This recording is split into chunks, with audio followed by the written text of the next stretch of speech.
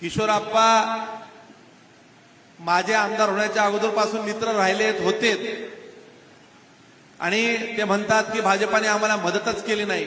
मी जाहीर सभेत सांगितलं, ते लोक म्हटले की दादा आम्ही इथं जबाबदारी घेतो, कामं करतो।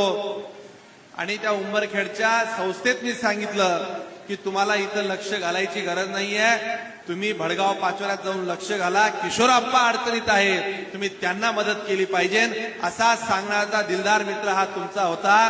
पण कसं असतं की काही लोकांना ते म्हणतात ना की पोलिसांची मैत्री करायची नसते।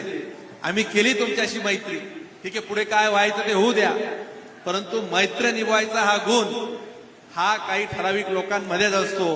मी एक निश्चित सांगेल, तुम्ही एक राजकीय नेता चांगले होऊ शकतात, कदाचित उद्या तुमच्या नशिबात काय मला माहिती नाही, पण आयुष्यात कधीही चांगले मित्र तुम्ही आप्पा म्हणून राहू शकले नाही, ही खंत या मित्राला कायम राहिली आहे। मी जाहीरपणे सांगतो की हा सर्वांना पक्ष वाढवण्याचा अधिकार आहे। तुम्ही चाळीसगाव मध्ये येऊन अतिशय छान लक्ष घालावं। अजून काही तिथं मदत लागली तर मला सांगा, मी तुम्हाला अप्रत्यक्ष मदतही करेल। पण माझं तुम्हाला आव्हान आहे आप्पासाहेब, आपण फक्त चाळीसगावला नगरपालिकेमध्ये एक माणूस निवडून आणायचा। नगरपालिकेत किती? एक।